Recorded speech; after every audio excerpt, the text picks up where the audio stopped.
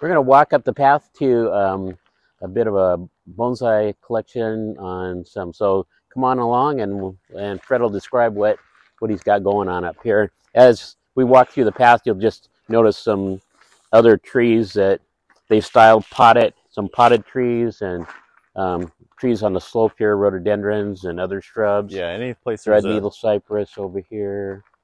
anywhere there's an empty spot, I stick a plant in it. Got a crepe myrtle there, the cypress, smoke bushes out back. Cool. Rhodies and azaleas, dahlias, this cotoneaster, which is full of berries now and is flowering again. Blue Atlas cedar, butterball. Mm. And this we said was a fir, and Mountain hemlock. Well, I thought I said it was a mountain hemlock, and yeah, it is. Yeah, a hemlock. pretty.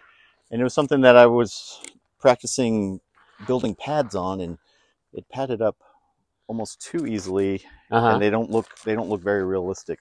Where this top, I kind of left natural. You can, and I think it looks better than. It'll be a work in progress. It is a work in progress. I mean, it looks nice. That one might be a big chop too. Yeah, you never know But I think what happens. These another mountain hemlock here. Another mountain hemlock. It's a favored ones, and a lot of the collected ones that are older and more dwarf and stunted by the snow loads and the cold. Yeah, and they get that little curve to it. It's nice. This azalea is absolutely covered in flowers, red flowers in the springtime. That's another one I dug up. Right above a really nice paver patio, and then we're going to go on top of it here to look at something. Is that one you got for me?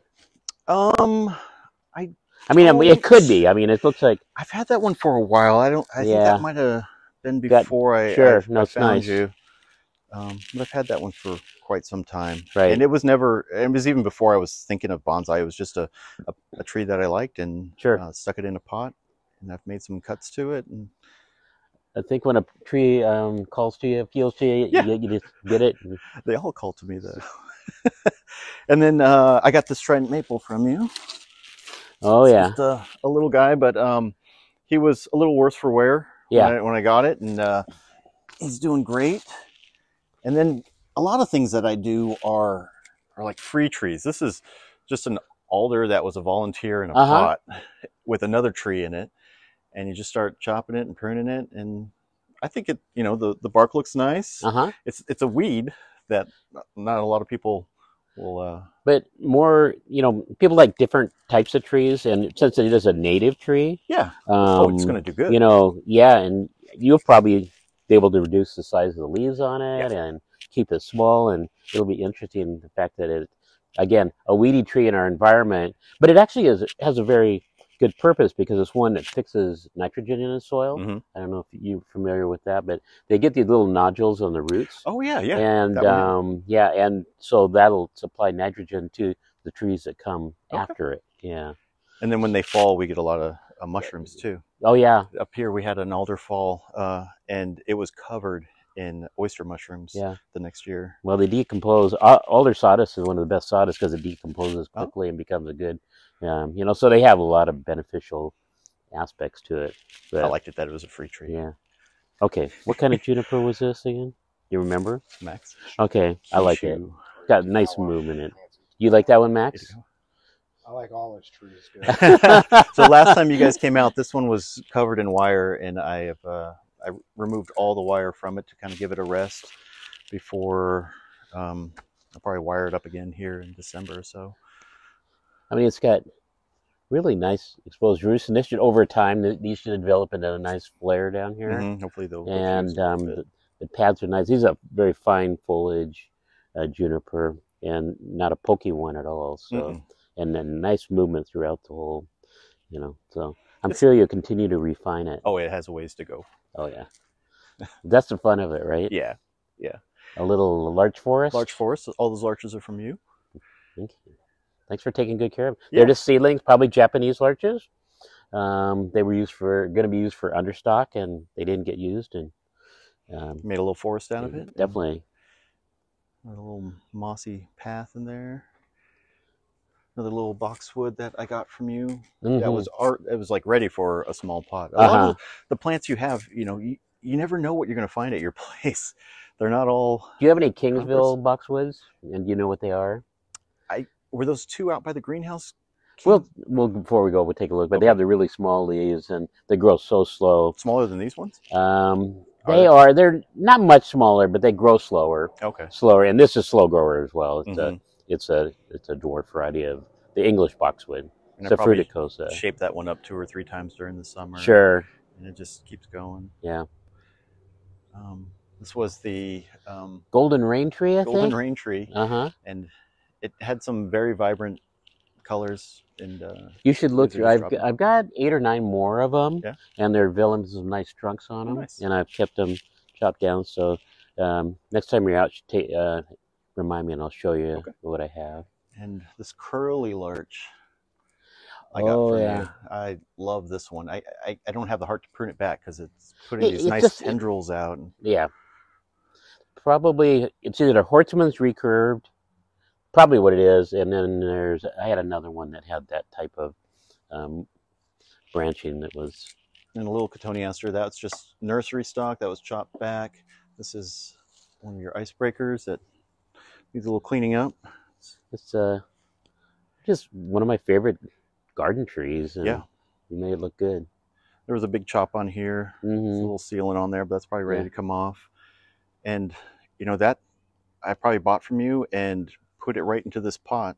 So your dwarf conifers that you have, they're almost like bonsai ready. Yeah, and I really haven't done anything to this. Typically, they just grow 2 or 3 inches a year, so they're slow growers. And, you know, they might not be the traditional bonsai kind of thing for that people, but there's a lot of people that want something that has the look. Yeah. But I don't have many typical of bonsai.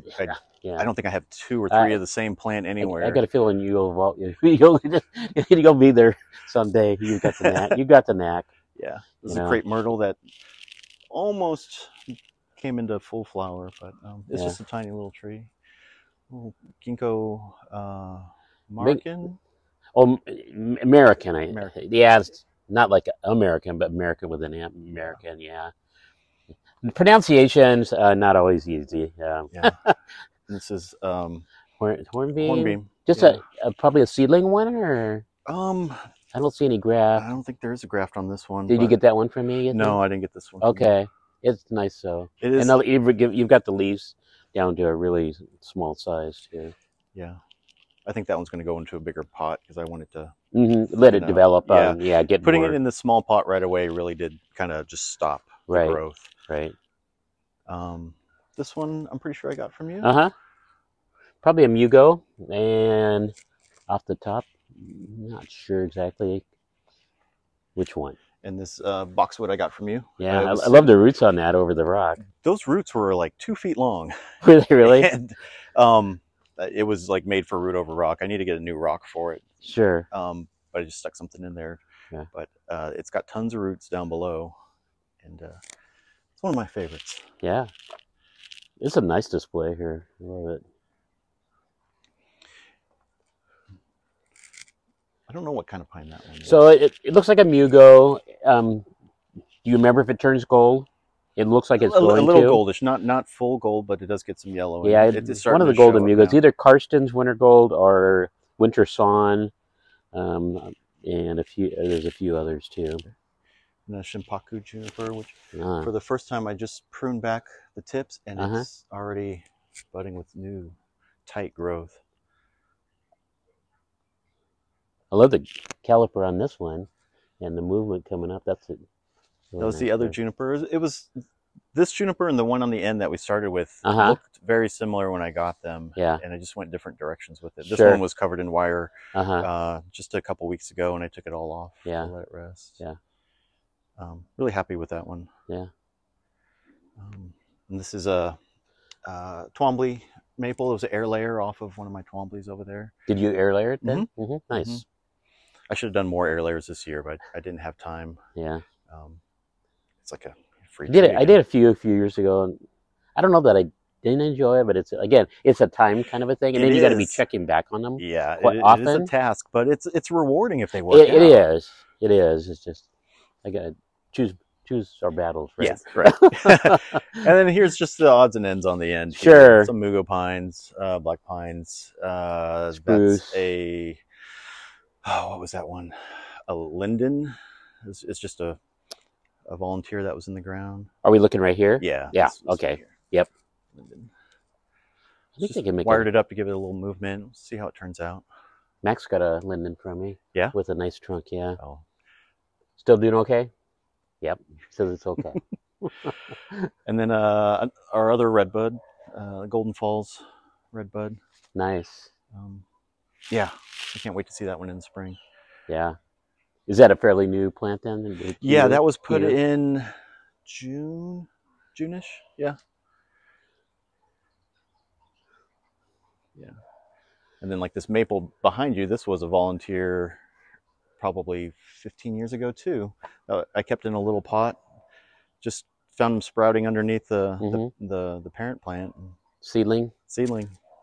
You need seedling. You collecting your seeds? They're easy to germinate. Well, I think that's where my black thumb is propagation and seed starting. We just put them in a tray. Yeah, mass tray, cover it so the mites and squirrels don't dig them up, and then they'll germinate in the spring usually. I've had zero luck with that. Okay. That's why I got I didn't have good luck like that. I had good luck in the past, but yeah. So. I really wish I could do better at that. I've tried. Yeah. And I know there's techniques, heating pads and little enclosures, little greenhouses for them and everything. But so I think Max is going to do some, video towards the end that you can see the patio area and some of the trees down there. But I want to thank Fred and Misty for having us out into their garden, and we'll kind of end the video here, but with some more video of the garden to close out the video. So I want to thank you for joining us, and we'll see you on the next one. Bye for now.